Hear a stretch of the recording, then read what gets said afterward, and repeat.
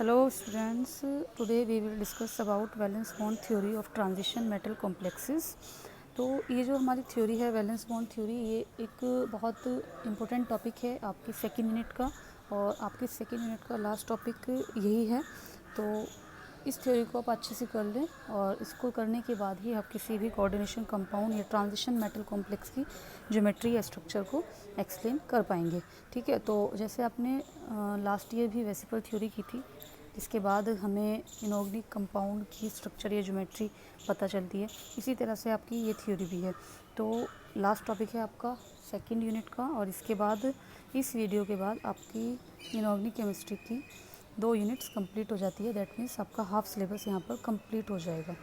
Okay students, तो start करते हैं हम valence bond theory of coordination compounds और ट्रांजिशन मेटल कॉम्प्लेक्सेस। तो स्टूडेंट्स, आप सभी को पता है, जब हम कोई भी थ्योरी स्टार्ट करते हैं तो सबसे पहले हम उसकी डिस्कवरी बताते हैं कि इसको किसने डिस्कवर किया था। तो ये जो थ्योरी थी हमारी वैलेंस बॉन्ड थ्योरी, ये प्रपोज की गई थी पॉलिंग के द्वारा 1931 में। ठीक है, और ये थ्योरी क्या बताती है हमें? This theory is concern with the electronic structure of the central metal ion in the ground state, bonding geometry and magnetic properties of the complexes. That means कि ये थ्योरी हमें बताती है सेंट्रल मेटल आयन की electronic structure के बारे में, bonding के बारे में, ज्योमेट्री के बारे में और मैग्नेटिक प्रॉपर्टीज़ के बारे में। ओके, तो ये हमारी थ्योरी का इंट्रो था। और इस थ्योरी की कुछ पोस्टुलेट्स भी हैं जो कि सबसे ज़्यादा ज़रूरी होते हैं किसी भी थ्योरी के लिए। तो इस थ्योरी के मेन पोस्टुलेट्स क्या क्या थे, इनको भी हम स्टडी कर लेते हैं। तो स्टूडेंट्स, इसमें जो फर्स्ट पोस्टुलेट आता है ये है द सेंट्रल मेटल एटम और ion in the complex makes available a number of empty orbital for the formation of coordinate bonds with suitable ligands. That means कि जो हमारा सेंट्रल मेटल एटम है या आयन है, तो ये कॉम्प्लेक्स के मतलब जो कॉम्प्लेक्स में ये एग्जिस्ट करता है, तो ये क्या अवेलेबल कराता है? ये कराता है a number of empty orbitals for the formation of coordinate bond. तो ये मतलब लिगेंड्स के लिए एम्प्टी ऑर्बिटल्स को अवेलेबल कराता है जहाँ हमारे कोऑर्डिनेट बॉन्ड्स फॉर्म होते हैं। ठीक है, the number of empty orbitals available for this purpose is equal to the coordination number of the central metal atom और आयन। दैट मीन्स कि जो हमारे एम्प्टी ऑर्बिटल्स की नंबर्स होंगे, या हमारे जितने हमारे वो कोऑर्डिनेशन बॉन्ड्स होंगे, इतने ही हमारे एम्प्टी ऑर्बिटल्स होंगे। तो ये फर्स्ट पोस्टुलेट होता है वैलेंस बॉन्ड थ्योरी का। Next postulate is the empty orbitals s p और d of the central metal atom और ion hybridize to give an equal number of hybrid orbitals of same energy. That means कि जो हमारे empty orbitals होते हैं central metal ion के लिए, तो ये हाइब्रिडाइज होने के बाद सेम एनर्जी के हाइब्रिड ऑर्बिटल्स देते हैं। ठीक है, these hybrid orbitals have the definite geometry. तो आप सभी को पता है कि जब हमारे हाइब्रिड ऑर्बिटल हमारे पास आते हैं तो उनकी एक डेफिनेट ज्योमेट्री होती है। और इसके साथ मैं आपको एग्जांपल के तौर पे या फिर हाइब्रिडाइजेशन के बेसिस पर आपको एक टेबल दे रही हूँ, आप इसको नोट करते जाएंगे सभी। तो स्टूडेंट्स, ये मैंने एक टेबल दी है जिसमें कोऑर्डिनेशन नंबर्स हैं, हाइब्रिडाइजेशन, ज्योमेट्री और एग्जांपल्स भी मैंने साथ में दिए हैं। तो अगर हमारा कोऑर्डिनेशन नंबर 2 होता है तो हाइब्रिडाइजेशन क्या होगा? SP, और हमारे कॉम्प्लेक्स कंपाउंड की ज्योमेट्री आ जाएगी लीनियर। ठीक है, और इसके एग्जांपल्स होते हैं AgNH3 का होल 2 पॉजिटिव चार्ज और AgCN का होल 2 नेगेटिव चार्ज। सेकंड जो इसमें है कोऑर्डिनेशन नंबर 3, दैट मीन्स जब हमारे कॉम्प्लेक्स आयन या कंपाउंड में 3 कोऑर्डिनेशन नंबर हों तो उसका हाइब्रिडाइजेशन होगा sp2, जिसकी ज्योमेट्री होती है ट्राइगोनल प्लेनर, और एग्जाम्पल इसका आता है HgI3 नेगेटिव। नेक्स्ट जो है इसमें कोऑर्डिनेशन नंबर 4, दैट मीन्स कि कॉम्प्लेक्स आयन या कंपाउंड कोऑर्डिनेशन नंबर 4 कंटेन करता है, तो इसके लिए हाइब्रिडाइजेशन हम देंगे sp3। ज्योमेट्री होगी टेट्राहेड्रल, और एग्जांपल है इसका NiCO का होल 4 एंड ZnNH3 का होल 4 2 पॉजिटिव। नेक्स्ट है कोऑर्डिनेशन नंबर 4 के लिए ही, तो ये हमारा आता है स्क्वायर प्लेनर, और हाइब्रिडाइजेशन हो जाता है DsP2। अब आप यहाँ पर कंफ्यूज मत होना कि sp3 भी मैंने बताया और DsP2 भी। तो ये sp3 सिंपल वाले के लिए, DsP2 जब हम आउटर ऑर्बिटल्स यूज़ करते हैं, तो इसकी ज्योमेट्री हो जाएगी DsP2 के लिए स्क्वायर प्लेनर, और एग्जांपल्स हो जाएंगे NiCN का होल 4 2 नेगेटिव, PtNH3 का 4 2 पॉजिटिव, CuNH3 का होल 4 2 पॉजिटिव। नेक्स्ट जो आपके दो कॉलम हैं इसमें है 6 कोऑर्डिनेशन नंबर के लिए, जिसमें फर्स्ट है हमारा हाइब्रिडाइजेशन D2sp3। तो ये हमारा आता है इनर ऑर्बिटल ऑक्टाहेड्रल, और दैट मीन्स इनर ऑर्बिटल का मतलब कि हम डी ऑर्बिटल जो यूज़ कर रहे हैं वो इनर ऑर्बिटल यूज़ कर रहे हैं। और एग्जांपल है इसका FeCN का होल 6 4 नेगेटिव, CrNH3 का होल 6 3 पॉजिटिव, CONH3 का होल 6 3 पॉजिटिव। इसके बाद 6 कोऑर्डिनेशन नंबर के लिए ही हाइब्रिडाइजेशन आता है sp3d2, जिसके लिए ज्योमेट्री हम देंगे आउटर ऑर्बिटल ऑक्टाहेड्रल, और एग्जांपल्स हैं इसके FeF6 3 नेगेटिव, FeH2O का होल 6 2 पॉजिटिव। तो स्टूडेंट्स ये ओवरऑल मैंने आपको टेबल दे दी है, तो इस टेबल को आप सभी नोट कर लें। विदाउट टेबल या विदाउट हाइब्रिडाइजेशन ज्योमेट्री आप किसी भी कॉम्प्लेक्स कंपाउंड की स्ट्रक्चरल ज्योमेट्री नहीं बता पाएंगे। तो नोट कर लें सभी स्टूडेंट्स, ये टेबल सभी स्टूडेंट्स अपने नोटबुक में नोट कर लें। तो नेक्स्ट पोस्टुलेट देखते हैं क्या है। The d orbitals of the central metal atom और ion involve in the hybridization में बी इनर। दैट मीन्स कि जो हमारे d ऑर्बिटल्स हैं जो सेंट्रल मेटल आयन के इन्वॉल्व होते हैं हाइब्रिडाइजेशन में, वो कौन से हो सकते हैं, हमारे इनर d ऑर्बिटल्स भी हो सकते हैं। ठीक है, जैसे मैंने भी आपको बताया इनर के लिए हम किस तरह से लिखते हैं, पहले d ऑर्बिटल को लिखेंगे फिर हम s को लिखेंगे, जबकि हमारा जो कॉमन पैटर्न होता है हाइब्रिडाइजेशन लिखने का वो s से स्टार्ट होता है। तो अगर इनर यूज़ हो रहे हैं हमारे इनर d ऑर्बिटल्स तो हम लिखेंगे d से। ठीक है, तो दैट इज़ n-1 d और the outer n d orbitals. तो स्टूडेंट्स तो यहाँ पर क्या बोला गया है कि जो हमारे हाइब्रिडाइजेशन में यूज़ होने वाले d ऑर्बिटल्स हैं ये इनर भी हो सकते हैं और आउटर भी हो सकते हैं। इसमें एग्जांपल है फॉर्मेशन ऑफ ऑक्टाहेड्रल कॉम्प्लेक्स। तो यहाँ पर क्या होता है, यहाँ पर हमारे 3 d ऑर्बिटल्स, एक 4s ऑर्बिटल और 3 4p ऑर्बिटल्स इन्वॉल्व होने के बाद हमें क्या देते हैं, हाइब्रिडाइजेशन देते हैं sp3d2। ठीक है, सॉरी D2sp3। और अगर हमारे 4s 4p and 2 4d orbitals involve होते हैं तो हमारा हाइब्रिडाइजेशन क्या हो जाता है, sp3d2। तो ओवरऑल बेसिस पर हम ये दिखाना चाह रहे हैं या हम ये बताना चाहते हैं कि अगर हमारे इनर d ऑर्बिटल यूज़ होते हैं तो हम उसके लिए d पहले लिखेंगे, और अगर हमारे आउटर यूज़ होते हैं तो हम हाइब्रिडाइजेशन s से स्टार्ट करेंगे।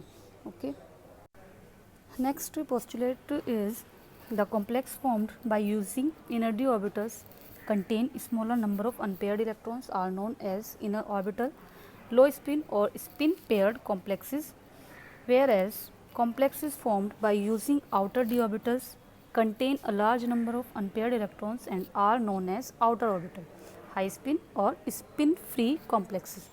तो यहाँ पर मैंने ये चीज़ तो आपको बताई दी है कि अगर हमारे कॉम्प्लेक्स के लिए इनर d ऑर्बिटल यूज़ हो रहे हैं स्मॉल नंबर में तो हम उसको क्या बोलेंगे, स्मॉल नंबर उसमें अनपेयर्ड इलेक्ट्रॉन्स होंगे तो हम उनको बोलेंगे इनर ऑर्बिटल्स, और अगर आउटर के लिए आउटर ऑर्बिटल यूज़ हो रहे हैं हमारे तो हम उनको बोलेंगे आउटर d ऑर्बिटल्स। ओके, तो यहाँ पर ये भी चीज़ बताई गई है कि अगर हमारा d ऑर्बिटल इनर है तो वो कंटेन करता है smaller number of unpaired electrons, और इनको हम लो स्पिन और स्पिन पेयर्ड कॉम्प्लेक्सेस भी कहते हैं।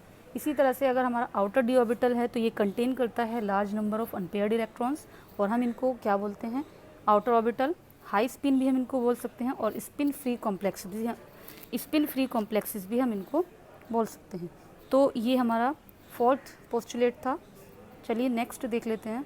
नेक्स्ट पोस्टुलेट है हमारा when ligands approach the central metal atom और ion the empty hybrid orbitals of the central metal atom और ion overlap with the filled orbitals of the ligand to form ligand metal coordinate bond। तो यहाँ पर क्या बताया गया है कि जब हमारा सेंट्रल मेटल एटम या आयन लिगेंड अप्रोच करता है तो जो हमारे एम्प्टी हाइब्रिड ऑर्बिटल होंगे सेंट्रल मेटल एटम के वो ओवरलैप करेंगे किसके साथ, लिगेंड के फील्ड ऑर्बिटल्स के साथ, और हमारे क्या कौन सा बॉन्ड बनाएगा, लिगेंड मेटल कोऑर्डिनेट बॉन्ड। ठीक है, तो इस तरह से हमारा कौन सा बॉन्ड बनता है, ligand metal coordinate bond। The number of such bonds depends on the number of empty hybrid orbitals made available by the central metal atom और ion। तो ये क्या है हमारा कि नंबर ऑफ बॉन्ड्स, इस तरह के जो बॉन्ड्स के नंबर होंगे ये किसके इक्वल होंगे, एम्प्टी ऑर्बिटल्स के। ओके, तो नेक्स्ट हमारा जो क्या है, each ligand has at least one orbital containing a loan pair of electrons. That means कि प्रत्येक लिगेंड के पास कम से कम एक ऐसा ऑर्बिटल होना चाहिए जिसके पास लोन पेयर ऑफ इलेक्ट्रॉन हो।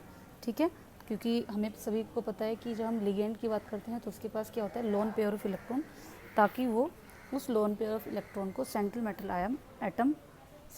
एटम और आयन को डोनेट करते हैं। तो यहाँ पर भी यही बोला गया है कि प्रत्येक लिगेंड के पास कम से कम एक अनपेयर्ड ऑफ इलेक्ट्रॉन, एक लोन पेयर ऑफ इलेक्ट्रॉन होना चाहिए।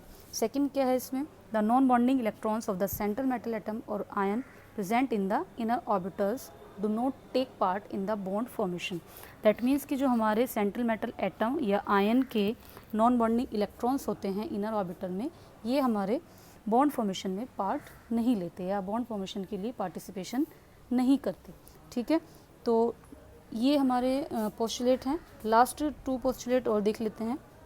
सो स्टूडेंट्स, ये हमारी लास्ट स्लाइड है जिसमें हमारे पोस्टुलेट 2 पोस्टुलेट आते हैं। तो इसमें है हमारा, इफ द कॉम्प्लेक्स कंटेन 1 और more unpaired electrons it is paramagnetic, and if it contains all the electrons paired it is diamagnetic.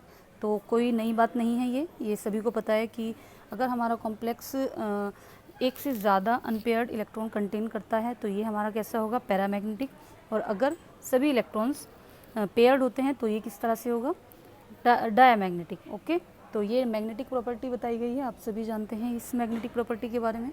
Next और लास्ट हमारा जो पोस्टुलेट है, इम्पोर्टेंट भी है और मेन यूज़ है इसका, during complex formation हुंस rule of maximum multiplicity is strictly followed. That means कि जब हमारा कॉम्प्लेक्स फॉर्मेशन होता है तो हमारा हुंस रूल जो है मैक्सिमम मल्टीप्लिसिटी का, ये स्ट्रिक्टली फॉलो होगा। ठीक है, the electrons may be forced to pair up against Hund's rule only when the ligands are strong. That means कि अगर हमारे लिगेंड्स स्ट्रॉन्ग होंगे तो यहाँ पर क्या होगा कि हुंस रूल्स के अगेंस्ट हमारे जो अनपेयर्ड इलेक्ट्रॉन होंगे ये फोर्सफुली पेयर्ड हो जाएंगे। ओके, तो ये जो लास्ट वाली लाइन जो मैंने आपको बताई है ये हमारी मोस्ट इम्पोर्टेंट है। तो इसको आप अच्छे से समझ लें कि अगर हमारे लिगेंड स्ट्रॉन्ग होते हैं तो हुंस रूल के अगेंस्ट क्या हो जाएंगे, पेयर हो जाएंगे। ओके, तो स्टूडेंट्स, ये हमारी वैलेंस बॉन्ड थ्योरी की पोस्टुलेट्स कंप्लीट होते हैं। दैट मीन्स हमारी वैलेंस बॉन्ड थ्योरी यहाँ पर कंप्लीट हो जाती है। चलिए अब इसके एग्जांपल्स हम लोग देख लेते हैं। तो स्टूडेंट्स, जो हमारा फर्स्ट टाइप ऑफ एग्जांपल है ये है हमारा metal ligand bond in octahedral complexes. तो ऑक्टाहेड्रल कॉम्प्लेक्स का एग्जांपल मैं ले रही हूँ यहाँ पर, जिसका एग्जांपल है हेक्सामीन कोबाल्ट थर्ड आयंस। ठीक है, फॉर्मूला है CONH3 का होल 6 3 पॉजिटिव। तो फर्स्ट ऑफ ऑल हमें क्या करना है, कोबाल्ट की हम ग्राउंड स्टेट दिखाएंगे। दैट मीन्स कोबाल्ट का इलेक्ट्रॉनिक कॉन्फ़िगरेशन। सेकंड हम क्या दिखाएंगे कि कोबाल्ट ने 3 इलेक्ट्रॉन डोनेट कर दिए हैं तो इसकी स्टेट दिखाएंगे, इलेक्ट्रॉनिक स्टेट। ठीक है, और इलेक्ट्रॉन्स फिल कर देंगे d ऑर्बिटल, p ऑर्बिटल और s ऑर्बिटल को शो करते हुए। तो इसमें आगे क्या होता है कि जो हमारे 6 अमोनिया मॉलिक्यूल कोबाल्ट आयन को अप्रोच करते हैं तो हमारा क्या फॉर्म होता है, CONH3 का और 6 3 पॉजिटिव। तो ये क्या होता है कि जो कोबाल्ट 3 पॉजिटिव आयन के जो अनपेयर्ड इलेक्ट्रॉन्स होते हैं ये फोर्सफुली पेयर्ड हो जाते हैं अगेंस्ट हुंस रूल। ठीक है, क्योंकि हमारा जो अमोनिया होता है एक स्ट्रॉन्ग लिगेंड होता है। तो पेयर होने के बाद हमारे पास क्या बचता है कि हमारे जो d ऑर्बिटल में 4 इलेक्ट्रॉन्स थे ये पेयरिंग में 2 चले जाते हैं और 2 d ऑर्बिटल हमारे पास एम्प्टी बच जाते हैं। ठीक है, तो ओवरऑल हमारे पास कितने ऑर्बिटल्स बच जाते हैं, 6 ऑर्बिटल्स, 2 ऑर्बिटल 3d से, 1 ऑर्बिटल 4s से एंड 3 ऑर्बिटल 4p से। अब क्या होता है, इन एम्प्टी ऑर्बिटल को अमोनिया इलेक्ट्रॉन्स डोनेट करता है। That means loan pair of electrons donate करता है और हमारा क्या कौन सा हाइब्रिडाइजेशन हो जाता है, D2sp3। ठीक है, तो यहाँ पर हम इसका नाम क्या देंगे, ऑक्टाहेड्रल लो स्पिन डायामैग्नेटिक। तो स्टूडेंट्स, मैंने आपको इस कॉम्प्लेक्स आयन की स्ट्रक्चर भी दिखा दी है और कंप्लीट इलेक्ट्रॉनिक स्टेट भी दिखा दी है। तो आप सभी एग्जाम्पल नोट करते जाएंगे। So next type of example is metal ligand bond in square planar complexes. तो हमारा सेकंड टाइप का एग्जाम्पल जो होता है वो स्क्वायर प्लेनर कॉम्प्लेक्स में मैं दे रही हूँ। इसका एग्जाम्पल है हमारा टेट्रासाइनोनिक्लेट आयन NiCN का होल 4 2 नेगेटिव आयन। तो इसमें फर्स्ट ऑफ ऑल यही करना है आपको, निकिल की ग्राउंड स्टेट लिखनी है, इसके बाद इसकी एक्साइटेड स्टेट लिखनी है, यानी कि इलेक्ट्रॉन्स डोनेट होने के बाद इसकी आप स्टेट दिखाएंगे। ओके, इसके बाद क्या होता है कि हमारा जो अनपेयर्ड इलेक्ट्रॉन है ये हुंस रूल के अगेंस्ट पेयर्ड हो जाता है और हमें सेम एनर्जी के 4 हाइब्रिड ऑर्बिटल्स मिल जाते हैं, ठीक है। दैट इज़ एक 3d से, एक 4s से और 2 2p से। तो हमारा हाइब्रिडाइजेशन कितना हो जाएगा, dsp2, inner d orbital use हो रहे हैं यहाँ पर। और हमारी ओवरऑल स्ट्रक्चर मैंने यहाँ पर आपको दिखा दी है, स्क्वायर प्लेनर स्ट्रक्चर हमारे कॉम्प्लेक्स आयन की यहाँ पर शो की गई है। ओके, तो नोट करते चलें सभी स्टूडेंट्स। चलिए नेक्स्ट एग्जांपल देख लेते हैं। सो स्टूडेंट्स, यहाँ पर मैं आपको जो लास्ट एग्जांपल दे रही हूँ ये है हमारा टेट्राहेड्रल कॉम्प्लेक्स के लिए। ओके, और इसका एग्जांपल मैंने लिया है tetra carbonyl nickel 0, that means nickel की ऑक्सीडेशन स्टेट कितनी है, 0, NiCO का होल 4। तो यहाँ पर भी आप क्या करेंगे, फर्स्ट ऑफ ऑल निकिल की हमने ग्राउंड स्टेट दिखा दी है, ठीक है। तो एक्साइटेड स्टेट में क्या होता है, हमारे जो अनपेयर्ड इलेक्ट्रॉन हैं ये पेयरिंग में चले जाते हैं अगेंस्ट हुंड्स रूल। ओके, तो ओवरऑल हाइब्रिडाइजेशन यहाँ पर हमने कौन सा दिखाया, आउटर, दैट मीन्स कि हमारे आउटर डी ऑर्बिटल यहाँ पर यूज़ हुए हैं। sp3 हाइब्रिडाइजेशन है और स्ट्रक्चर हमारे कॉम्प्लेक्स कंपाउंड की क्या है, टेट्राहेड्रल। ओके, तो आप सभी ये एग्जांपल्स जो मैंने आपको दिए हैं सभी स्टूडेंट्स नोट कर लें। कोई भी स्टूडेंट ऐसा ना हो कि थ्योरी लिख दे और एग्जांपल ना लिखे, क्योंकि विदाउट एग्जांपल आपकी वैलेंस बॉन्ड थ्योरी कंप्लीट नहीं होगी, चाहे आप उसको एग्जैक्ट वर्ड टू वर्ड लिख दें, ठीक है। तो एग्जांपल के बिना कोई भी थ्योरी आपकी एक्सेप्ट नहीं की जाती। ओके स्टूडेंट्स, तो नोट करते चलें सभी एग्जांपल्स। चलिए लिमिटेशंस देखते हैं इस थ्योरी की, क्या क्या लिमिटेशंस थी। तो स्टूडेंट्स, ये वैलेंस बॉन्ड थ्योरी की लिमिटेशंस हैं, आप सभी नोट करते जाएंगे। तो फर्स्ट लिमिटेशन क्या थी इसकी, this theory does not explain the formation of 5 coordinate complexes. That means कि ये थ्योरी 5 कोऑर्डिनेट कॉम्प्लेक्सेस के फॉर्मेशन के लिए कोई एक्सप्लेनेशन नहीं देती है। सेकेंड था इसमें, it does not give any satisfactory explanation of inner and outer D orbital. That means कि इनर और आउटर डी ऑर्बिटल के लिए भी इस थ्योरी ने कोई एक्सप्लेनेशन नहीं दिया, कोई सेटिस्फैक्ट्री एक्सप्लेनेशन नहीं दिया। नेक्स्ट लिमिटेशन इसकी थी, net this theory does not explain whether a 4 coordinate complex will be tetrahedral और स्क्वायर प्लेनर। दैट मीन्स कि जब हमारे कोऑर्डिनेशन नंबर 4 की हम बात करते हैं तो ये थ्योरी ये एक्सप्लेन नहीं करती कि हमारा जो कॉम्प्लेक्स कंपाउंड है ये टेट्राहेड्रल है, स्क्वायर प्लेनर है और क्यों है। ओके, तो इसके लिए भी इस थ्योरी में कोई एक्सप्लेनेशन नहीं था। नेक्स्ट है हमारी, it gives no explanation of the colour observed for complex ion. That means कि कलर्ड कॉम्प्लेक्स आयन के लिए भी ये थ्योरी कोई एक्सप्लेनेशन नहीं देती है। ओके, तो स्टूडेंट्स ये हमारी वैलेंस बॉन्ड थ्योरी की लिमिटेशंस थी, नोट कर लें आप सभी। तो स्टूडेंट्स, मैं आपको यहाँ पर एग्जांपल्स दे रही हूँ कुछ, जिन्हें आपको सॉल्व करना है और इनकी स्ट्रक्चर आपको दिखानी है। फर्स्ट है इसमें FeCN का होल 6 3 नेगेटिव, सेकंड ZnH3 का होल 4 2 पॉजिटिव, नेक्स्ट CrNH3 का होल 3 3 पॉजिटिव, एंड इसके बाद हमारा जो है NiCl का होल 4 2 नेगेटिव, एंड हमारा आयरन का है FeCN का होल 6 3 नेगेटिव। तो ये 5 एग्जांपल्स मैंने आपको दिए हैं, आप लोगों को इन्हें नोट करना है और इनकी ज्योमेट्री वगैरह आपको फाइंड आउट करनी है। ओके स्टूडेंट्स, और अगर आपको यहाँ पर कोई प्रॉब्लम आती है इनसे रिलेटेड तो आप मुझसे डिस्कस कर सकते हैं। चलिए मिलते हैं नेक्स्ट क्लास में, तब तक के लिए पढ़ते रहिए, बढ़ते रहिए, and goodbye, take care.